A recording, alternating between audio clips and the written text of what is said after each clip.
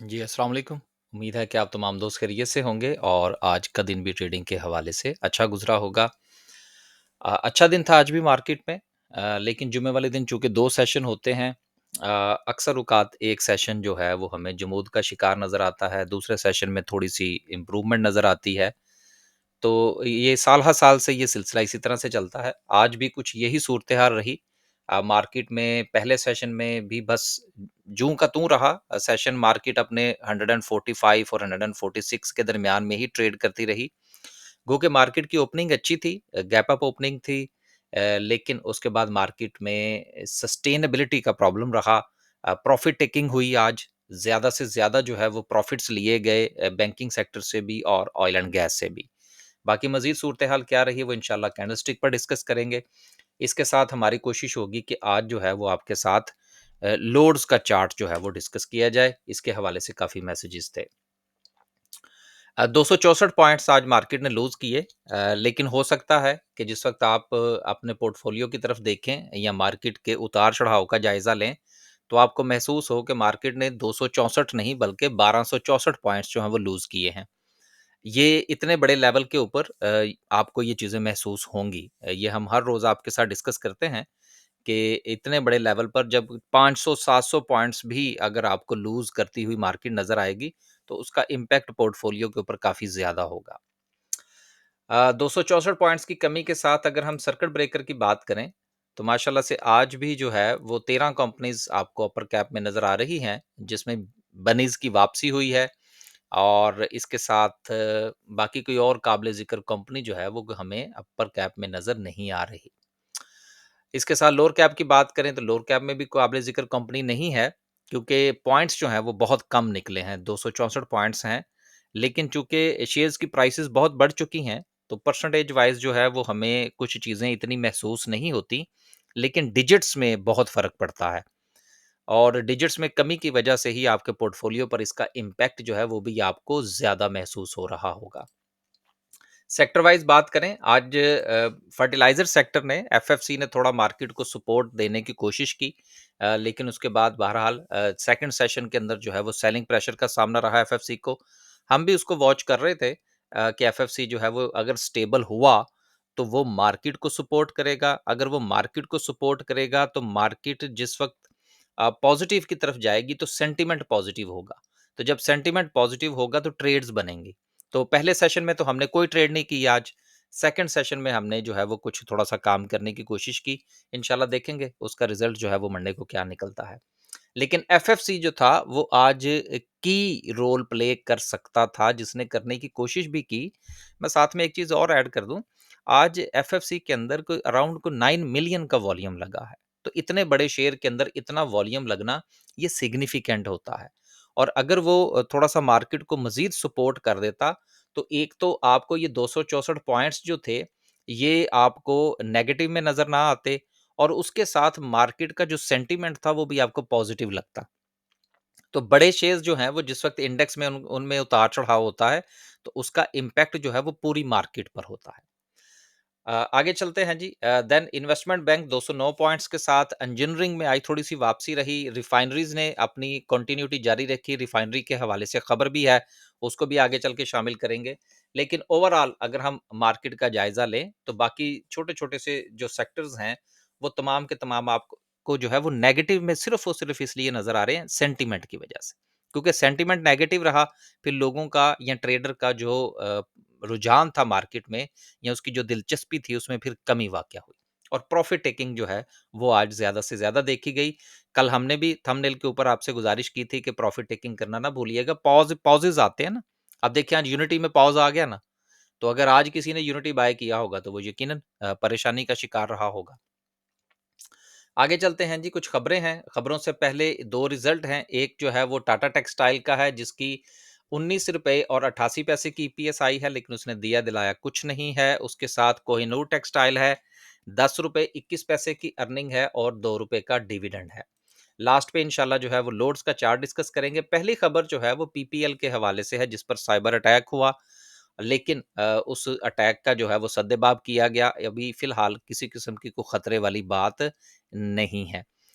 लेकिन खबरें इस तरह की आती रहती हैं। असल में जो काम है इस कंपनी का वो तो एक्सप्लोरेशन का है ना। आईटी के हवाले से यकीनन इनके सॉफ्टवेयर्स हैं, इनके दीगर मामलात हैं, अगर वो डैमेज होते हैं तो उसका इनके ऑपरेशंस के ऊपर फ़र्क पड़ सकता है। लेकिन अच्छी बात ये है जो कि मैंने सारी खबर पढ़ी है कि अटैक हुआ ज़रूर था, लेकिन उसको ओवरकम कर लिया गया है और अभी फ़िलहाल जो इनके ऑपरेशंस हैं वो सारे के सारे नॉर्मली चल रहे हैं। तो इस हवाले से परेशानी की कोई बात नहीं है। वैसे ही उसमें परफ़ॉर्मेंस थी आज, प्रॉफ़िट टेकिंग भी हुई, वो एक अलग से इश्यू है। अगली खबर जो है वो 2.05 ट्रिलियन की जो इर्रेगुलरिटीज़ जो हैं वो ऑयल एंड गैस सेक्टर के अंदर पकड़ी गई हैं। अब देखें इर्रेगुलरिटीज़ और चीज़ होती है, करप्शन और चीज़ होती है। इर्रेगुलरिटीज़ में बाज़-औक़ात ऐसा भी होता है कि जिस मकसद के लिए पैसा लिया गया होता है, उस मकसद के ऊपर वो पूरी तरह से इस्तेमाल नहीं होता। या बाज़-औक़ात जो है वो एडजस्टमेंट्स में फ़र्क पड़ जाता है। तो इस तमाम की तमाम जो खबर में मैंने पढ़ी है, हो सकता है कि आप जिस वक़्त ये भी सुनने में आए कि 2 ट्रिलियन रुपए की जो है वो बेज़ाब्तगियाँ पाई गई हैं, सॉरी करप्शन पाई गई है जी ऑयल एंड गैस सेक्टर के अंदर, जिसकी वजह से हुकूमत जो है वो सर्कुलर डेट जो है वो ख़त्म करने में नाकाम रही है। या दूसरी सूरत में आप ये भी कह सकते हैं कि इन इर्रेगुलरिटीज़ की वजह से सर्कुलर डेट का जो ख़ात्मा था, जो कि हमने स्टेप वाइज़ करना था, उस पर भी अमल दरामद नहीं हो पाया। यहाँ तक कि जो इन्होंने गैस इंफ्रास्ट्रक्चर जो लगाया था, टैक्स लगाया था, उसकी भी जो इन्होंने डेवलपमेंट के लिए जो काम करना था, जो पैसा इकट्ठा किया, वो भी पाइपलाइन्स जो हैं वो पूरी तरह से नहीं बिछाई जा सकी, उनके ऊपर भी पूरी तरह से काम नहीं हो सका।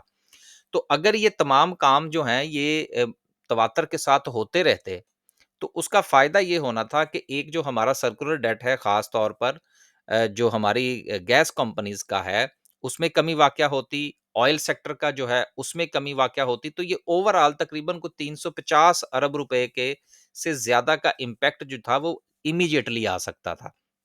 लेकिन ये जितना भी पैसा इकट्ठा किया गया ऑयल एंड गैस सेक्टर में, उसको पूरी तरह से इस्तेमाल नहीं किया जा सका उन प्रोजेक्ट्स के ऊपर, जिसके लिए वो पैसा इकट्ठा किया गया था। मैं सिर्फ़ ये एक लाइन इसमें ऐड कर दूँ, फिर हम आगे चलते हैं कि अकॉर्डिंग टू द रिपोर्ट के 1.43 ट्रिलियन जो है, एक तो ये अनसेटल्ड सर्कुलर डेट जो था, ये रहा। इसके साथ 350 अरब जो था, ये इकट्ठा किया गया था गैस इंफ्रास्ट्रक्चर डेवलपमेंट सेस के पॉइंट ऑफ व्यू से, जो कि पाइपलाइंस के प्रोजेक्ट के ऊपर इस्तेमाल होना था। तो इसमें भी हुकूमत जो है वो पूरी तरह से नाकाम रही है। इसके अलावा जो है हुकूमत ने 69 बिलियंस जो है वो सुई गैस की जो कंपनीज़ हैं, उनसे भी रिकवर करना था, वो भी हुकूमत नहीं कर पाई। तो ये टोटल ये तमाम के तमाम जो है ये मैनेजमेंट के मसाइल हैं। इसके अलावा आपको ओजीडीसी, पीपीएल के हवाले से भी इस खबर के अंदर जो है वो चीज़ें मिलेंगी। अब ये खबर मैंने शामिल क्यों की? शामिल मैंने इसलिए की कि हो सकता है कि इस खबर की बुनियाद पर नेगेटिविटी फैलाई जाए। तो ये करप्शन नहीं है, सिर्फ़ इर्रेगुलरिटीज़ हैं, लेकिन ये भी वक़्त के साथ-साथ जो हैं वो ठीक हो जाएँगी। जब चीज़ें परफ़ॉर्म करती हैं, काम होता है तो उसमें बाज़-औक़ात बेकायदगियाँ पाई जाती हैं, ये हमारे सिस्टम का हिस्सा है, करप्शन नहीं है। इसलिए सिर्फ़ और सिर्फ़ आपने इसको ये चीज़ ज़हन में रखनी है। अब ज ज़ाहिर-सी बात है पीपीएल ने परफ़ॉर्म किया, पीएसओ ने परफ़ॉर्म किया, ओजीडीसी ने परफ़ॉर्म किया, तो अब लोगों ने प्रॉफ़िट टेकिंग भी तो करनी है ना, तो कोई ना कोई बहाना तो चाहिए, तो उसमें ये भी बहाना बन सकता है। अगली खबर जो है वो पाकिस्तान रिफाइनरी के हवाले से है जिन्होंने सितंबर के अंदर जो है वो नाइजीरियन क्रूड ऑयल जो है वो इंपोर्ट करने जा रहे हैं। तो यकीनन अगर ये अपना अच्छे तरीके से इसको रिफाइन कर पाते हैं, तो पाकिस्तान के पास जो है वो अरब के अलावा एक और ऑप्शन मिल जाएगी और फ़ायदा ये होगा कि जो अरब कंट्रीज़ से हम ऑयल जो लेते हैं, उसकी निस्बत ये ऑयल जो है ये थोड़ा सस्ता है। तो पाकिस्तान का जो इम्पोर्ट का बिल है, उस पर थोड़ा-सा जो प्रेशर है वो कम हो सकता है और दूसरी तरफ जो है, वो पाकिस्तान रिफाइनरी की जो प्रॉफ़िटेबिलिटी है उसमें इज़ाफ़ा हो सकता है। तो पाकिस्तान रिफाइनरी की प्रॉफ़िटेबिलिटी में इज़ाफ़ा होने का मतलब क्या है? पीएसओ के प्रॉफ़िट में भी इज़ाफ़ा हो सकता है। अगली खबर जो है जो कि बहुत इम्पोर्टेंट खबर है, वो ये है कि अब जो एक प्रपोज़ल आया है, वो 2-3 चीज़ें जो है वो मार्केट के ऊपर पॉज़िटिव इम्पैक्ट लाएँगी। नंबर 1, बैंकों के ऊपर आपको पता है सुपर टैक्स है। अब वो सुपर टैक्स जो पहले लग रहा है, वो लग रहा है उनकी टोटल इनकम के ऊपर। लेकिन अब जो है वो ये बात की जा रही है कि सिर्फ़ और सिर्फ़ जो है, वो सिर्फ़ बैंक्स की नहीं, मैं ओवरऑल सुपर टैक्स की बात कर रहा हूँ, लेकिन उसका इम्पैक्ट बैंकों के ऊपर भी आएगा। कि जो सुपर टैक्स है वो सिर्फ़ और सिर्फ़ प्रॉफ़िट से लिया जाए, ना कि टोटल जो इनकम है उसके ऊपर लिया जाए, तो इससे भी उनको फ़ायदा होगा। दूसरी चीज़ ये है कि उसको 5% तक जो है वो महदूद कर दिया जाए। इसके अलावा जो हमारी एक्सपोर्ट ओरिएंटेड कंपनीज़ हैं, जिसमें टेक्सटाइल सेक्टर जो है वो सरे-फ़हरिस्त है, उसके ऊपर भी जो लगने वाला जो टैक्स है, बेसिकली है ये एक्सपोर्ट ओरिएंटेड, जितने भी एक्सपोर्ट करने वाली कंपनीज़ हैं। लेकिन मैंने इसको स्पेसिफ़िक किया है, थोड़ा-सा समझने के लिए टेक्सटाइल के ऊपर। उसके ऊपर भी जो लगने वाला टैक्स है, उसको भी हम अपने रीजन के पॉइंट ऑफ व्यू से जो है वो कम करना चाह रहे हैं। तो ये 2 प्रपोज़ल हैं, जिसका डायरेक्टली इम्पैक्ट जो है वो अगर सर्विसेज सेक्टर की बात की जाए तो बैंकिंग सेक्टर को फायदा हो सकता है, कॉर्पोरेट टैक्स और सुपर टैक्स में जो कमी वाकया हो सकती है, और एक्सपोर्ट के पॉइंट ऑफ व्यू से देखें तो उसका फायदा जो है वो सबसे ज्यादा टेक्सटाइल सेक्टर को हो सकता है। तो ये भी एक अच्छी प्रपोजल है। अगर ये मामला जो है ये पाया तकमील की तरफ जाता है स्टेप बाय स्टेप, तो मार्केट को इस हवाले से भी फ्यूल जो है वो मिल सकता है।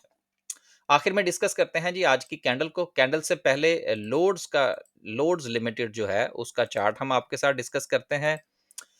इसके अलावा अगर आपने हमारी कोई सर्विस ज्वाइन करनी है या अपना पोर्टफोलियो डिस्कस करना है या स्टॉक मार्केट में अपना अकाउंट ओपन करवाना है, तो वीडियो की डिस्क्रिप्शन में आपको नंबर मिल जाएगा। आप उस नंबर पर राब्ता करके अपना अकाउंट जो है वो स्टॉक मार्केट में हमारे पास ओपन करवा सकते हैं। उसका फ़ायदा ये होगा कि एवरी एवरी मंथ जो है जितने भी लोग नया अकाउंट ओपन करवाते हैं उनको हम एक नया सेशन जो है वो हमारे साथ होता है, ग्रुप सेशन होता है। उसमें आपके पास अपॉर्चुनिटी होती है कि आपके जो सवालात हैं मार्केट के हवाले से वो आप हमसे पूछ सकें।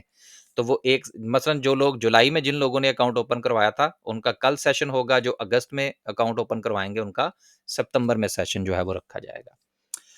बात करते हैं जी लोड्स की। लोड्स जो है उसमें आज वॉल्यूम बहुत अच्छा लगा, लेकिन डिस्क्लेमर मैं देता चलूँ कि ये हमारे पास मौजूद है। जो शेयर हमारे पास होता है वो हम बता देते हैं, चूँकि ये कॉन्फ्लिक्ट ऑफ इंटरेस्ट भी आ जाता है। इस वक़्त ये अपनी एक जो रेज़िस्टेंस है, उसकी तरफ ये रवां-दवां है, जहाँ पर ये अपना डबल टॉप बना सकता है, जो कि है अराउंड ₹17 का ज़ोन है इसका। वॉल्यूम बहुत अच्छा लगा है, लेकिन अगर जिस तरह से अगर हम इसको देखें, तो ये अपना एक ट्रिपल टॉप जो है, वो बनाने के मूड के अंदर है। अब इस ट्रिपल टॉप के नतीजे में आप ये देखें कि लगने वाला वॉल्यूम जो है, ये वो बहुत अच्छा है। इस वक़्त इसको रेज़िस्टेंस जो है वो ₹17 की जो है वो दरपेश आ सकती है, जिसके हवाले से हमें उम्मीद करनी चाहिए कि ये अपनी इस रेज़िस्टेंस को ब्रेक कर देगा। अगर ये इस रेज़िस्टेंस को ब्रेक करता है, तो देन कोई 21-22 का सफ़र जो है, ये ईज़िली कर सकता है। किसी को बाय सेल की कॉल नहीं है, सिर्फ़ और सिर्फ़ जो है, वो आपके साथ चार्ट डिस्कस किया जा रहा है।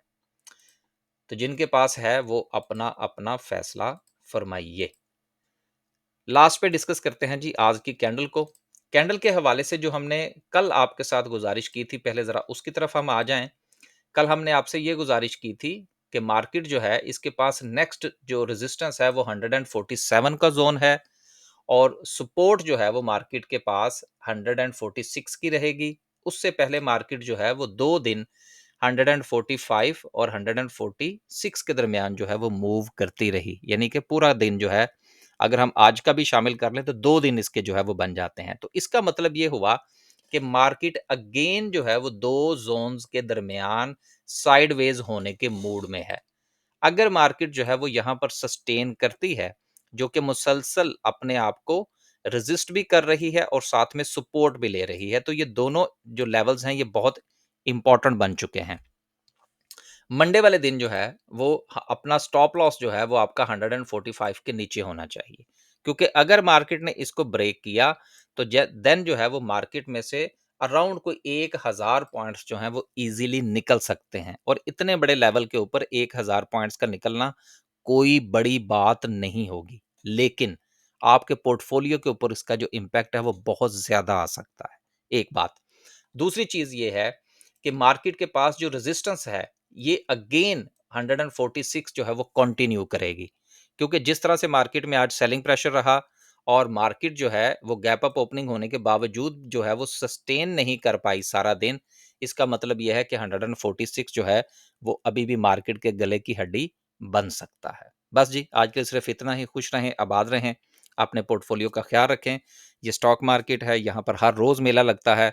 नीचे की चीज़ें ऊपर और ऊपर की चीज़ें नीचे, ये सिलसिला प्रॉफ़िट और लॉस का चलता रहता है। आपने सिर्फ़ और सिर्फ़ अपनी स्ट्रैटेजी के मुताबिक काम करना है। स्टॉप लॉस के साथ काम करें, तो हर रोज़ काम करने में कोई मज़ायका नहीं है। इजाज़त दीजिए जी। अल्लाह हाफ़िज़।